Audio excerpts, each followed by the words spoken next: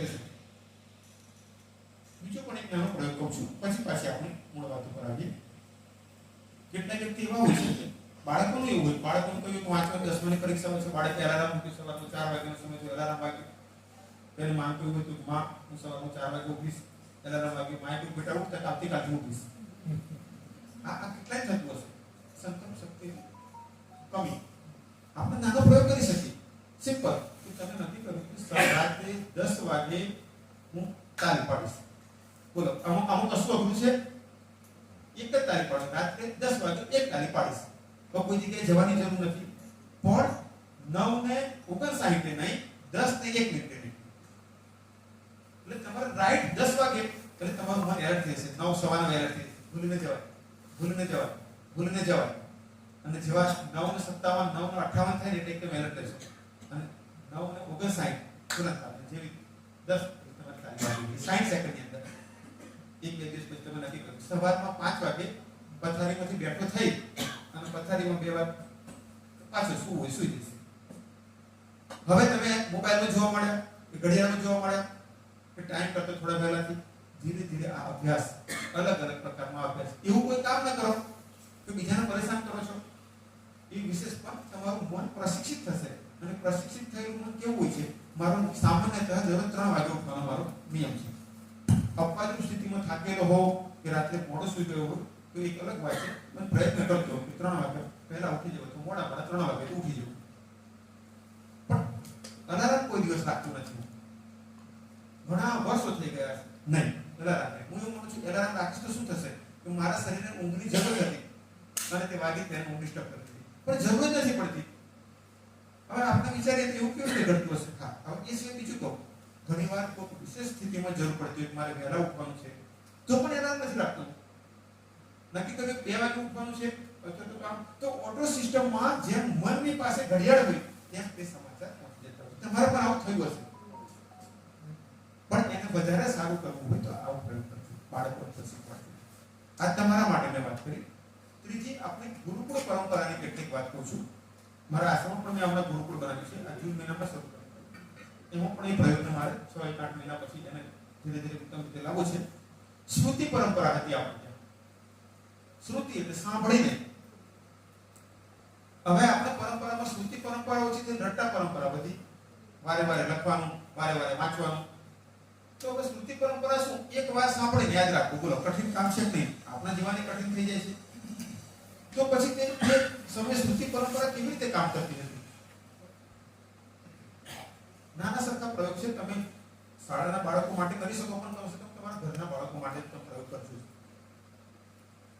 બાળકને તમે 3 શબ્દ કહો. આનો એક જ નિયમ યાદ રાખો, નો રિપીટ. હું કે એક જ સિદ્ધાંત, નો રિપીટ. તમે બાળકને કહ્યું હાથી, ગાય, કાંસકો, તો પછી તે બાળકને કહ્યું કે હું જે બોલું ત્યારે રિપીટ કરવાનું છે. તમે કાગળમાં લખી રાખ્યું હતું કારણ કે તમે પણ ન ભૂલી જાઓ. એટલે બાળક બોલે હાથી, ગાય, કાંસકો. બોલો, કઠિન છે જ નહીં. 3 જ શબ્દ બોલ્યા. તો બાળક 3 શબ્દોમાં પરિપક્વ થઈ ગયું એટલે તમે 4 શબ્દ શરૂ કર્યા. 4 શબ્દો પણ એવું કીધું તમે આલ્ફા, ગામા, બીટા, થીટા. એટલે બાળકે શરૂઆતમાં કેટલાક બાળકો પરફેક્ટ રહે, કેટલાક થોડી ભૂલ પડે. 1 દિવસ, 2 દિવસ, 5 દિવસ, પછી 5 શબ્દો પર તમે ગયા, પછી 6 શબ્દો પર ગયા. બાળકને આઈડિયા મળ્યો, મારે કોન્સન્ટ્રેટ રાખવું પડે કમ્પ્લીટ, કારણ કે નો રિપીટ. પેલો બાળકે ફરીથી પણ બીજી વખત બીજું કહીશ તેનું તે તો નહીં સમજ. 2 મહિના, 4 મહિના, 6 મહિના બાળકોની સ્થિતિ પ્રમાણે પણ ધીરે ધીરે એવું આવશે. બાળક 10 શબ્દો યાદ રાખશે, 12 શબ્દો યાદ રાખશે, 15 શબ્દો. એક જ વાર નહીં, 50 વખત તમે બોલ્યા અલગ અલગ 15 શબ્દો, 15 શબ્દો બાળક બોલતું જશે. પછી તમે વાક્ય શરૂ કરો. એક વાક્ય બાળકે વાંચવાનું, એક જ વાર વાંચવાનું અને પછી બીજા કાગળમાંથી લખવાનું. રસ્વઈ, દીર્ઘઈ, રસ્વો, દીર્ઘો, અલ્પવિરામ, પૂર્ણ વિરામ, ભૂલ નથી જોઈએ. શરૂઆતમાં શક્ય બને બાળક ભૂલી ગયું અલ્પવિરામનું કે કંઈ જોડણીમાં ભૂલ થઈ, પણ 5, 10, 25 વખત ધીરે ધીરે બાળક એક વાર વાંચ્યું, એક વાર લખી દેશે. 1 લાઈન પછી 2 લાઈન પછી 1 પેરેગ્રાફ પછી 2 પેરેગ્રાફ. આથી શ્રુતિ પરંપરા. એટલે આપણા ઋષિ મુનિઓ ગુરુકુળમાં છાત્રોને પહેલા 6 મહિના, વર્ષ, 2 વર્ષ એને રૂટીન લાવતા હતા. પછી એને પ્રાણાયામ વગેરે કરાવતા. મનને શાંત કરવાનું, કે મેં તમને આગળ કહ્યું, મનના વિચારોની ગતિને શાંત કરવાનો અભ્યાસ કરાવતા. જ્યારે તે તૈયાર થયેલો બાળક, એકાગ્રતા શક્તિ તેની વધતી, એટલે પછી આ પ્રેક્ટિસ કરાવવામાં આવી. અને પ્રેક્ટિસ કરતા કરતા બાળકો ધીરે ધીરે એવા તૈયાર થઈ જતા કે ગુરુ બેઠા છે પદ્માસનમાં, અસ્ખલિત બોલી જાય છે. વન ટાઈમ એક જ વાત અસ્ખલિત બોલી જાય છે 30 મિનિટ 50 મિનિટ, અને બધા બાળકો યાદ રાખે છે અથવા મોટા ભાગે બાળકો યાદ રાખે છે. આપણે કરી શકીએ, આપણાથી પ્રયોગ કરીએ. હવે જે માટે આપણે બધા ભેગા થઈએ છીએ એ વિશેની પણ થોડી વાત કરીશું. શિક્ષણની વર્તમાનકાલીન શાળા પરંપરામાં અલગ અલગ અંગો છે. સૌથી પહેલું અંગ છે બાળકો, છાત્રો. બીજું અંગ છે શિક્ષકો. ત્રીજું અંગ છે આચાર્ય. ચોથું અંગ છે મંડળ અથવા તો જે સંચાલક સંસ્થા હોય તે. તેનાથી ઉપરનું છે સરકાર એટલે કે ડીઓ સુધીનો કે આખી સિસ્ટમ. અને એની નીચેનું એક અંગ છે વાલી. આ બધાનું, આ બધી જેટલી કડીઓ છે, આ બધી કડીઓનું સામંજસ્ય કરનારું કોઈ હોય, આ બધી કડીઓને જોડનારું કોઈ સેતુ હોય તો તે આચાર્ય છે. આ આચાર્યનું એક સ્થાન એવું છે કે બાળકો, વાલીઓ, શિક્ષકો અને મંડળ અને ઉપરની સિસ્ટમ આ બધાને જોડવાનું. એટલે કે આ બધાનું સંકલન કરવાનો ભાર અથવા જવાબદારી લઈને ચાલવાની જવાબદારી તેની છે. હવે આ જવાબદારીમાં આપણે 3 રોગમાંથી એક રોગ આવી ગયો ને એટલે મુશ્કેલી. બાળકોને પણ તમે કહી શકો, હું સ્કૂલો કોલેજના પ્રવચનો વિશેષ કહેતો હોઉં છું, એ સાથે જે એજ્યુકેટેડ વર્ગ બેઠો ત્યારે પણ કહેતો હોઉં છું, 3 રોગ જેના જીવનમાં આવે ને તમારે નિશ્ચિત માનવું કે તેની પ્રગતિ અવરોધ થવાની. તેમાં એક રોગનું નામ છે કંટાળો આવે. તમારે કેટલા કોઈ થયું હશે કદાચ કામમાં આજે મને કંટાળો આવે છે. કંટાળો આવવો અને બીજો શબ્દ છે મૂળ નથી. આ બે કામ એવા છે કે આપણે કાર્ય કરવું છે પણ કરવા માટે આપણે તૈયાર નથી. આ બે રોગના આવવા ચાલે છે. મનને આદત બનાવી દે આ કરવાનું એટલે કરવાનું કાર્ય બસ. અને એક બીજો શબ્દ છે ટાઈમ પાસ. કેટલા ગઈકાલ સાંજે શું કરતા બસ કશું નહીં ટાઈમ પાસ. જો આપણે ફળિયામાં એમનું શું કામ હોય કહો? ફળિયાના કૂતરા શું કામ કરતા હોય? એક જ કામ હોય એમની પાસે, ટાઈમ પાસ. આપણે આપણી જિંદગીમાં, મનુષ્ય જિંદગીનો આપણે ટાઈમનો મેક્સિમમ ઉપયોગ કરીએ તો આપણે આ બધી જે કડીઓ જોડીએ છીએ, વાલી, વિદ્યાર્થી, મંડળ, શિક્ષકો અને સિસ્ટમ, તો આ બધાને સાયકોલોજીકલ સમજવા કે આચાર્યની જવાબદારી છે. કંટાળવું નહીં, પરેશાન થવું નહીં, પરંતુ તે દરેકની સિસ્ટમને સમજવી તે તેની જવાબદારી છે. અને આ સમજવું ને એટલે સંસારમાં અઘરું કામ. કારણ કે કંઈક વાલી કઈ બાજુ કહેતા હોય તમે ઘણું સારું કરતા હોય તો એ વાલી આવી કંઈક નથી ફરિયાદ કરે. પણ તમે એમને ઠીક કર્યા એટલે પેલા શિક્ષકને ખોટું લાગ્યું હોય એટલે પાછું એને તમારે સમાધાન કરવું એટલે માળે એમાંથી બહાર નીકળ્યા ના હોય એટલામાં મંડળ હોય એ મંડળનું કોઈ ફરમાન આવી જાય પાછું એટલે એને શું જવા જાવ એટલામાં હમણાં ઓફિસમાં બેઠા હતા અને બધા વાત કરતા હતા ઘનશ્યામભાઈ વગેરે બધા ચર્ચા કરતા હતા. તમે જોયું ઉપર સરકારી સિસ્ટમમાંથી પણ એટલા બધા કામ આવતા હોય તો હવે આપણે શું કરવું? આ બધા કામમાં આપણે આપણી જવાબદારીઓ જેમ તેમ કરી દેવી? આ જ તમારી પરીક્ષા છે. કુરુક્ષેત્રની ધર્મ ક્ષેત્રે, ભગવદ ગીતામાં પહેલા કહ્યું છે ધર્મ ક્ષેત્રે, કુરુક્ષેત્રે. આ ધર્મ ક્ષેત્રથી આપણો ધર્મ ત્યાં રહેલા તમે દરેકને ઠીક ન્યાય આપો કે એક વ્યક્તિ એકાદશી વાળો જમવા બેઠો છે અને એક સામાન્ય વ્યક્તિ જમવા બેઠો છે. તમે ખ્યાલ રાખો એકાદશી વાળાને ફરાળી જમવાનો છે, સામાન્ય સાદું ભોજન ખવડાવો છો. તેમ તમે આ બધાનો ખ્યાલ રાખીને ચાલો તો તમે તમારી ભૂમિકા બરોબર નિભાવો છો. પરંતુ સામાન્યતઃ મુશ્કેલી શું આવતી હોય છે કે આપણા હજુ વાલીઓ એટલા પ્રશિક્ષિત ઘણા ઓછા હોય છે. હું પોતે આ ફેસ કરેલો છું. ગુરુકુળમાં હું જોઉં છું કે આપણો હજુ વાલી સમાજ, આપણે અહીંયા જે શિક્ષણ વિધિ બેઠા છે તેમને આપણે બધા માટે કેવો પ્રયત્ન કરીશું કે ગામોમાં ઇંગ્લિશ ચલાવી કે એક નાના નાના પ્રોગ્રામ એવા કે જેથી વાલીઓને બાળપણથી 3 વર્ષથી 2 વર્ષની ઉંમરથી એને કેવી રીતે વાળવો તે તરફ આગળ વધે તો વધારે સારું. નહીં તો પાગા ગળે કાંઠા ચડાવવા આપણે થાકી જઈએ છીએ. અમે ગુરુકુળમાં આ વર્ષે એક્ઝામ નથી રાખી, નક્કી તો કર્યું કે એન્ટ્રન્સ ટેસ્ટ રાખીશું પણ આ વર્ષે ટેસ્ટ નહોતું રાખ્યું. એડમિશન આપ્યા. હવે થઈ રહ્યું છે કે 8મા ધોરણના છોકરા 3જા ધોરણમાં શીખવું પડે કેટલી મુશ્કેલી બોલો. હવે કોર્સ કેમ ચલાવવો? હવે વાલી થાય મારા છોકરાએ કેટલી પ્રગતિ કરી. હવે જે છોકરો અત્યારે 8મામાં એડમિશન લીધું છે એને ગુજરાતીમાં બરોબર વાંચવા મુશ્કેલી પડી રહી છે. મેં નક્કી કર્યું કે એન્ટ્રન્સ ટેસ્ટ રાખીશું પણ પહેલું વર્ષ હતું એટલે થોડી છૂટ રાખી. તો આપણા વાલીઓમાં અવેરનેસ આવે તે એક જરૂરી.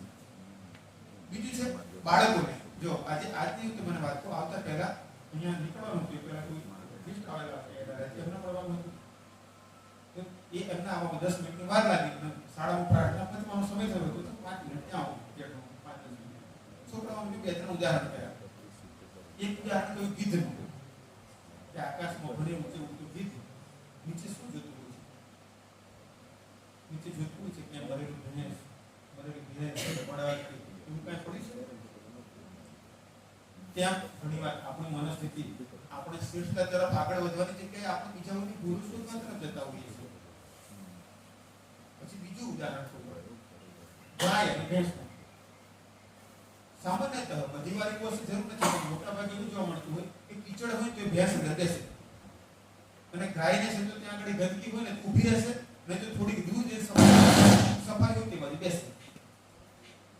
બસ આપણી મનસ્થિતિ પણ આપણે જોઈએ કે આ ભેંસ જે ગમે ત્યાં કીચડમાં બેસી જાય તેમ આપણું ના બનવું જોઈએ. બીજું મેં બાળકને સમજાવ્યું દેવ અને દાનવ. દેવ એટલે કે જે ઉત્તમ જીવન જીવે અને બીજાનું મદદરૂપ થાય, અને દાનવ કે જે બીજાને પીડિત કરવામાં પસંદ થાય. આપણે જોવાનું કે આપણામાં દેવ વૃત્તિ પેદા થઈ છે કે દાનવ વૃત્તિ. તો આ રીતે કેટલીક વાતો કરી પ્રયત્ન કરવો જોઈએ. તો બાળકોના માટે શિક્ષણની સાથે દીક્ષાની પરંપરા કેટલાક અંશે ઓછી થતી ગઈ, પરંતુ શિક્ષા પરંપરા પણ જીવનના વિકાસમાં ઘણી મહત્વની છે. તમારામાંથી મોટા ભાગનાને ખબર હશે કે આપણે ભણવામાં આવતું હતું એક રામુ નામનો છોકરો જે વરમોની સાથે મોટો થયો હતો, અને તે મળ્યા પછી તેને જ્યારે શિક્ષણ આપવાનું કેટલાક વર્ષો પછી કાર્ય કરવામાં આવ્યું ત્યારે તે પશુ જેવા જીવનમાંથી સામાન્ય મનુષ્ય જેવા જીવનને જીવતો થયો. એવું કંઈક આપણે વાંચ્યું કે ભણ્યા હતા કોઈ જગ્યાએ. શાસ્ત્ર પણ તેવું કહે છે કે જો શિક્ષણ ના હોય તો મનુષ્ય પશુ સમાન છે.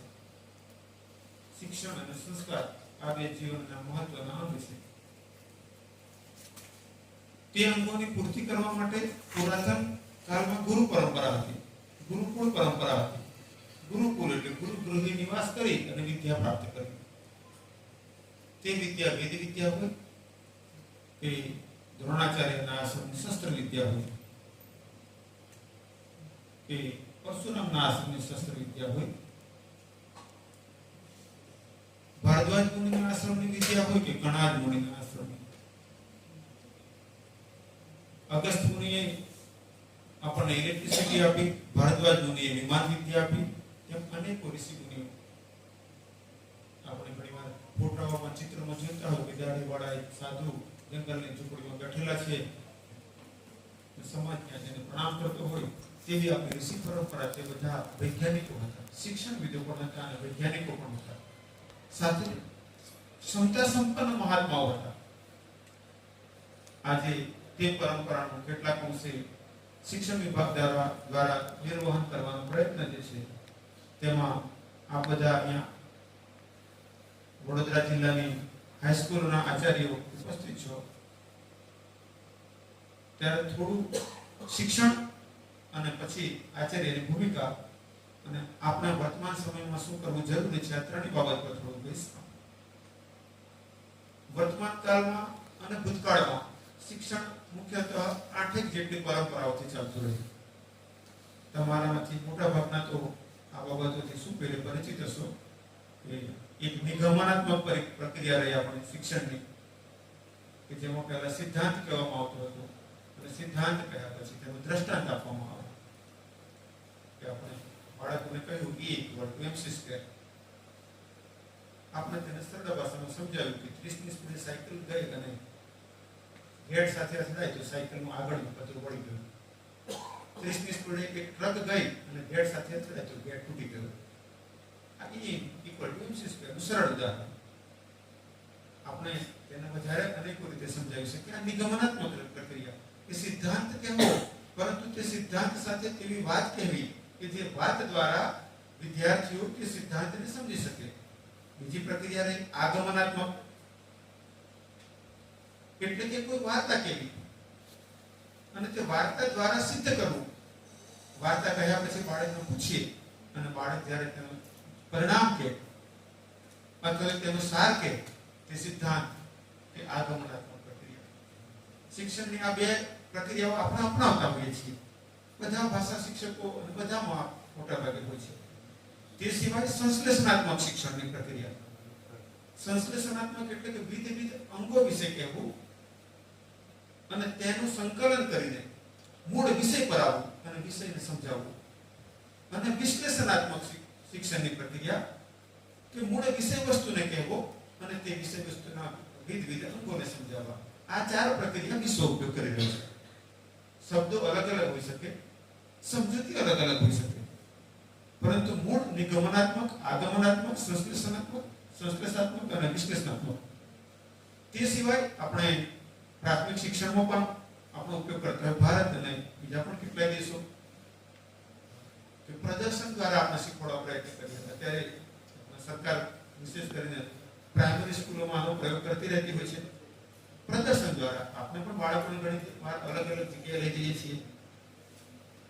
તે પછી દ્રષ્ટાંત દ્વારા આપણે જ્યારે કોઈ સંત મહાત્મા કથા કહેતા હોય સાંભળવા જઈએ છીએ ત્યાં પ્રદર્શન નથી.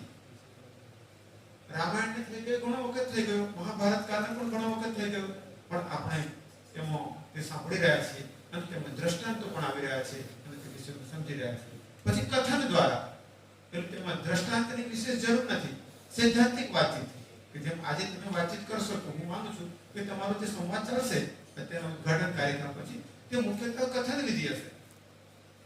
કે તમારે એમાં પ્રદર્શન કે દ્રષ્ટાંતની જરૂર નથી, તમે મુખ્ય મુદ્દાઓ પર ચર્ચા કરશો અને તે પછી અનુભવ દ્વારા લર્નિંગ બાય ડુઈંગ તેના માટે પણ પ્રયત્ન વિશ્વ કરી રહ્યું છે. આ મૂળતઃ 8 વિધિઓ દ્વારા આપણે શિક્ષણ આપવા પ્રયત્ન કરીએ છીએ. કોઈ વ્યક્તિ ડોક્ટર પાસે ગયું, ડોક્ટરે એક પેશન્ટને પેટના તકલીફ માટે કોઈ દવા આપી, બીજા પેશન્ટને પેટના તકલીફ માટે બીજી દવા આપી. આયુર્વેદિક ડોક્ટર હતા, ત્યાં બેઠેલા કોઈ ભાઈ હતો, કોઈ બાળકે પૂછ્યું કે બંનેને જે પેટની તકલીફ હતી લગભગ એક સમાન હતી, તો બંનેને તમે અલગ અલગ દવા કેમ આપી? તો ડોક્ટરે કહ્યું પહેલા ભાઈ આવ્યા હતા એને વાતની તકલીફ હતી અને બીજાને પણ તકલીફ તેવી હતી પણ તે પિત્ત પ્રકૃતિનો હતો એટલે મેં દવા ચેન્જ કરી. તો આચાર્યનું પણ આ જ કામ છે, આપણે શિક્ષકોનું પણ આ કામ છે કે બાળકોની પ્રકૃતિ, બાળકોનો સ્વભાવ તેને આપણે સમજવું પડે. કઠિન કામ જરૂર છે, અશક્ય નથી. ઘણી વાર એવું થતું હોય છે કે આપણે બધાને એક સમાન પ્રકૃતિના માનીને ચાલવા પ્રયત્ન કરતા હોઈએ, ત્યારે કદાચ બાળકોમાં પણ સંઘર્ષ થતો હોય, શિક્ષકોમાં પણ સંઘર્ષ થાય અને સંચાલકોમાં પણ સંઘર્ષ થાય. તો પછી આ બધાનું વિભાજન કેવી રીતે કરવું? તો બે પ્રકારે થઈ શકે.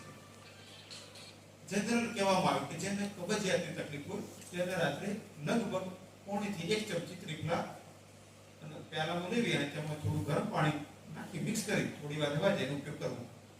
આ સામાન્ય થયું કબજિયાત માટે એક સામાન્ય ઉપાય. થોડા દિવસ પછી એક ભાઈ આવ્યા, તેમને કહ્યું કે તમે 1 ચમચી 1 ચમચી કહ્યું હતું પણ મને તો ઝાડા થઈ જાય છે, આપણે તમે 5 ચમચી જ લેજો. અને એક ભાઈ આવ્યા, એમને કહ્યું મને તો કોઈ લાભ થતો જ નથી, તમે 2 ચમચી લેજો. તો એક સામાન્ય સિદ્ધાંત બધા માટે હતો, પણ સામાન્ય સિદ્ધાંતને જ્યારે આપણે વ્યવહારમાં લાવીએ છીએ ત્યારે આપણે બાળકે અનુભૂત કરીએ છીએ આ સિદ્ધાંત કેવી રીતે એને અપ્લાય કરવું. જ્યારે આપણે આપણા કર્મને યજ્ઞ માની લઈએ ત્યારે આપણે પ્રિય કર લાગવું છે અને યજ્ઞની જગ્યાએ જ્યારે જવાબદારી માની ચલાવીએ ત્યારે ઘણીવાર ભારુક લાગતું હોય છે. કર્મ એકનું એક જ છે, એકનું એક જ કર્મ, પણ એક કર્મ કરવામાં આપણે જેને યજ્ઞ માનીએ છીએ, આપણે જેને માનીએ છીએ ઈશ્વરે આપણને એક સ્થાન આપ્યું છે કે જે સ્થાને રહીને તમારા કાર્ય નિભાવવાનું છે અને આપણે ઈશ્વરે આપણી જવાબદારીથી ઘણા ખુશ છીએ, ચાહે તે જે પ્રકાર છે આપણી પાસે. ત્યારે આપણને પ્રિય કર લાગે હું કેવી રીતે વધારે સારું કાર્ય કરું.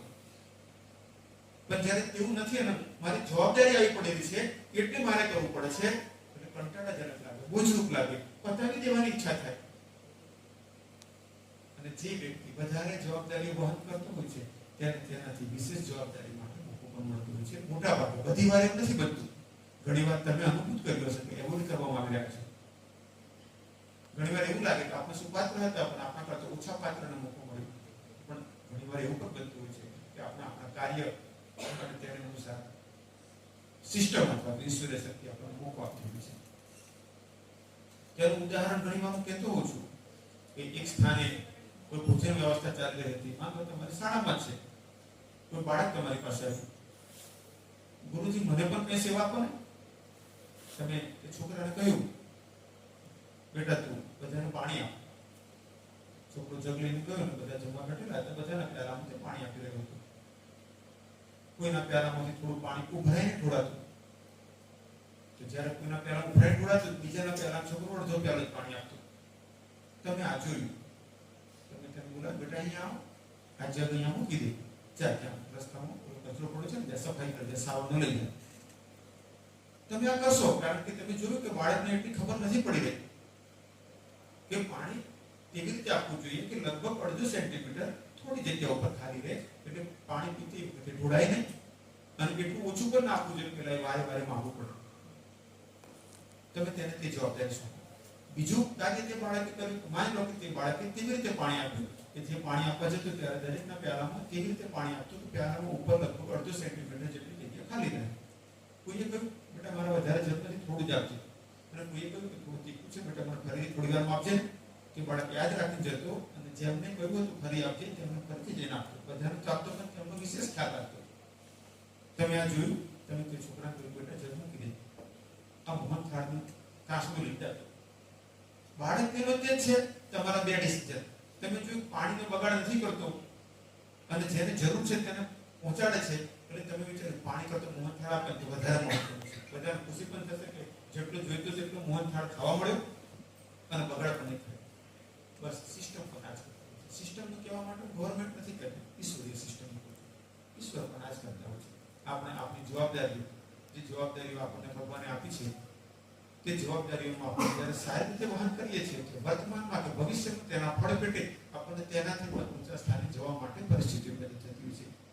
ઘણી વાર એવું બનતું હોય કે આપણે તે જવાબદારી ન નિભાવીએ ત્યારે આપણે ડાઉન પણ થતા હોઈએ છીએ. કદાચ કેટલાને થાય કે ગુરુજી એવું કશું નહીં, અમે આ જન્મમાં અમે રિટાયર થવા આવ્યા અને કેટલું આપણે પાછું આમ કર્યું, પણ એવું કશું થયું નહીં, કોઈ ડાઉન થયા નહીં, પણ આપણે ખોટા છીએ.